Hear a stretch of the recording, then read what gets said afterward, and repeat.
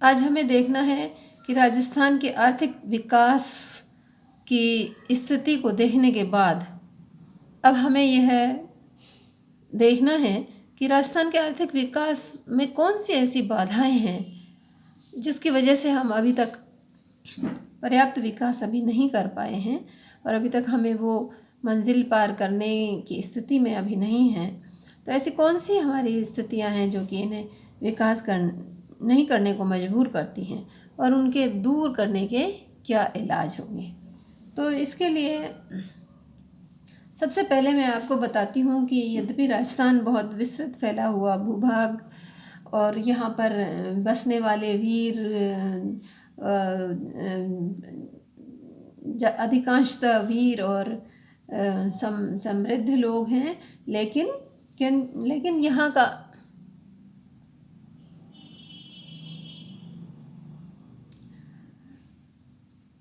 भौगोलिक स्थितियाँ राजस्थान की इस प्रकार की हैं कि वह हमें विकास करने में अनेक बाधाएं उत्पन्न करती रहती हैं, अनेक समस्याएं आती रहती हैं। हमने हमेशा हर पुस्तक में, राजस्थान इकोनॉमी की हर पुस्तक में ये पढ़ा हुआ मिलता है कि भारत एक गरीब राष्ट्र है और उसमें राजस्थान एक बहुत गरीब अर्थव्यवस्था है। तो ये क्या कारण है कि हम अभी तक इस चीज़ से नहीं उबर पाए हैं। बहुत विस्तृत राज्य होते हुए भी राजस्थान के पास अभी उतने संसाधन नहीं हैं। तो यह इस स्थिति को हमें अभी दृष्टिपात करना होगा।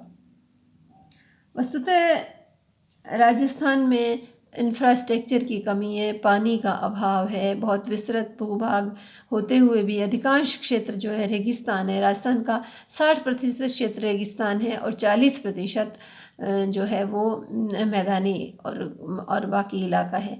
अरावली रेंज जो कि राजस्थान को 2 भागों में बांटती है, उसके पश्चिम भाग में पूरी तरह से रेगिस्तान है और पूर्वी भाग में मैदान का क्षेत्र पाया जाता है। तो पश्चिमी राजस्थान पानी की अभी कमी, अंडरग्राउंड वाटर की कमी, वर्षा की कमी और रेगिस्तान का विस्तार यहाँ पर बहुत अधिक है।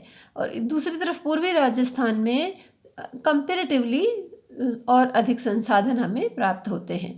तो इस प्रकार राजस्थान का जो ये क्षेत्र विशेष इस प्रकार का बन गया है कि वर्षा की कमी होने के कारण यहाँ अभी तक कोई सुदृढ़ आर्थिक संरचना पैदा नहीं हो पाई है।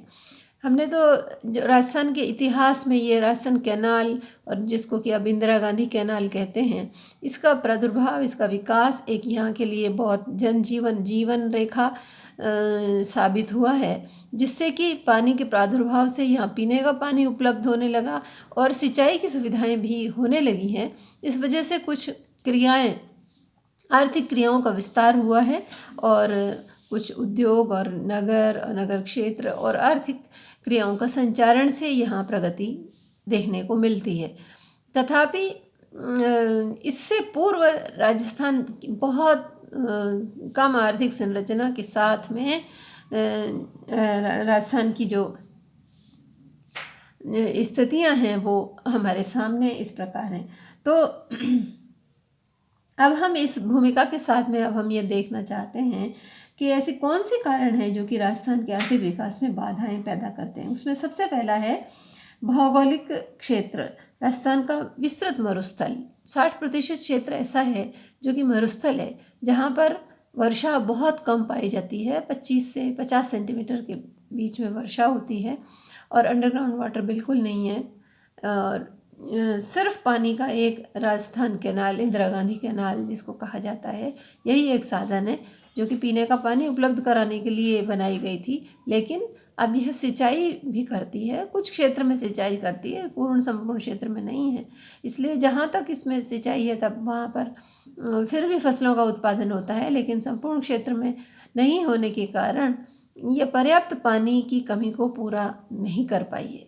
फिर भी जो भी पानी उपलब्ध है वो इसी के द्वारा उपलब्ध है। इसलिए ये सबसे महत्वपूर्ण राजस्थान की कमी ये है कि दूर तक फैला हुआ रेगिस्तान, जनसंख्या बहुत छितरी, कहीं कहीं जनसंख्या, बुनियादी सेवाओं का अभाव, विद्युत, जल, सड़क, शिक्षा, संचार, चिकित्सा आदि को पहुंचाने में भी बहुत लागत आती है। इसलिए यह विस्तृत क्षेत्र अभी तक किसी भी विशेष सुविधाओं के अभाव में पड़ा हुआ है और यहाँ पर सुविधाओं को विस्तार करना भी बहुत कठिन कार्य है, दुरूह कार्य है।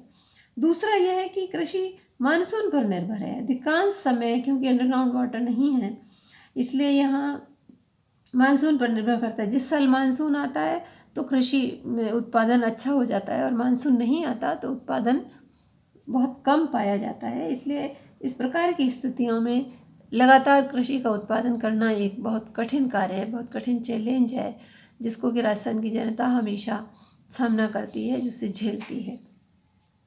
तो राज्य की जनता के लिए मानसून पर निर्भरता रहना भी एक बहुत ही कठिन कार्य है। तीसरा चीज़ है कि राज्य की जनवृद्धि दर जो है बहुत तीव्र है। जहां भारत की जनवृद्धि दर 17.7 डिकेडल रेट है, ये 10 वर्षों में जो वहाँ की ग्रोथ है, वहीं राजस्थान की 21.3% अब पाई गई। 21.3 तो अब है, इससे पहले के दशकों में राजस्थान में बहुत तेज़ी से वृद्धि दर रही है। 27 और 28 29% डिकेडल ग्रोथ रेट तक राजस्थान ने देखा है। तो ये इतनी तेज़ी से जनसंख्या वृद्धि होना भी हमारे राज्य पर एक अतिरिक्त भार का बढ़ना पाया जाता है। तो ये बहुत अधिक यहाँ पर भार होने की वजह से इसके विकास के लिए अनेक कठिनाइयाँ उत्पन्न करता है। तो इस जनसंख्या जो है कम होना बहुत ही आवश्यक है।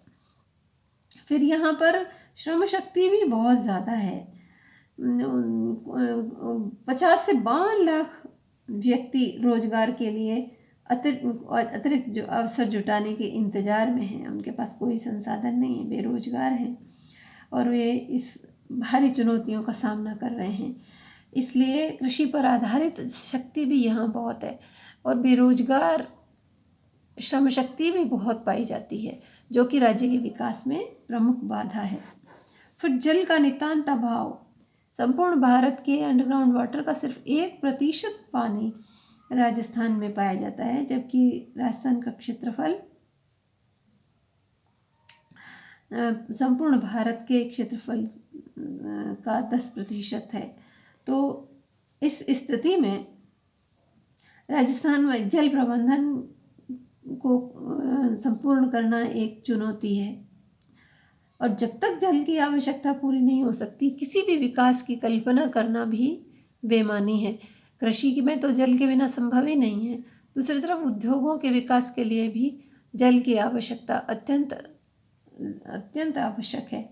जल के बिना हम देखते हैं कि जहाँ पर भी उद्योग विकसित हुए हैं वो पानी के किनारे ही विकसित हुए हैं। गुजरात है, महाराष्ट्र है, बंगाल है, बिहार है, यूपी है। तो पानी की एक प्राइमरी आवश्यकता है, इसके बिना किसी भी तरह का विकास करना एक कठिन चुनौती है। फिर विद्युत उत्पादन राजस्थान में बहुत ही कम है। आज़ादी के समय राजस्थान का विद्युत उत्पादन बिल्कुल नाम मात्र के बराबर था और उसके बाद यद्यपि हमने काफ़ी विकास किया है, तथापि मांग को देखते हुए अभी तक और राजस्थान की जनसंख्या और भूविस्तार को देखते हुए अभी तक विद्युत उत्पादन क्षमता बहुत कम है। इनका विकास किए बिना ना तो एक कृषि का विकास संभव हो सकता और ना ही उद्योगों का विकास संभव है। ये विद्युत ऊर्जा भी एक मूलभूत प्राथमिक आवश्यकता है किसी भी विकास के लिए। यद्यपि राजस्थान में थर्मल ताप बिजली और सौर ऊर्जा, पवन ऊर्जा आदि इसको विकास करने के प्रयास किए जा रहे हैं, तथापि जब तक इनका पूरी तरह से विकास नहीं होता तो विद्युत ऊर्जा के बिना विकास के कार्य संपादित नहीं किए जा सकते। अब यह है कि सामाजिक और आर्थिक इंफ्रास्ट्रक्चर भी राजस्थान का बहुत पिछड़ा हुआ है। राजस्थान की साक्षरता दर 2011 में 66.1 थी और जबकि समस्त भारत की 73% रही। भारत की तुलना में यह नीची है और महिलाओं में राजस्थान में साक्षरता की दर और भी अधिक नीची पाई जाती है। इस प्रकार से शैक्षणिक पिछड़ापन होने की वजह से भी राजस्थान के विकास में बाधा उत्पन्न होती है। दूसरा, राजस्थान में अनुसूचित जनजाति और अनुसूचित जाति के प्रतिशत भी अधिक है। यह भी राजस्थान के पिछड़ा होने का द्योतक है और आर्थिक विकास में बाधक है। जब जनसंख्या शिक्षित होगी, अधिक विकसित होगी, तो ही विकास बहुत आसानी से किया जा सकता है, अन्यथा इस कार्य में परेशानी स्वाभाविक है। दूसरा, वित्तीय संसाधनों का अभाव है। राज्य में अन्य वित्तीय संसाधन और अनेक अन्य किसी कार्य विकल्प की बहुत समस्या है। इस प्रकार से राजस्थान में यह आर्थिक विकास में बहुत बड़ी बाधा है। फिर हमारे पास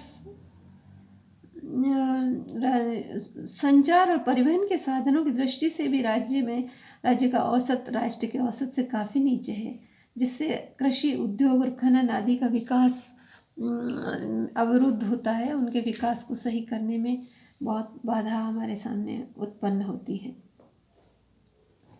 इसलिए अब इस चीज़ों को देखते हुए यह आवश्यक है कि पानी की सुविधाओं का विकास किया जाए, सिंचाई की सुविधाओं का विकास किया जाए, विद्युत का विकास किया जाए, तभी राज्य के विकास की कल्पना को देखा जा सकता है, अन्यथा यह एक स्वप्न बनकर रह जाएगी।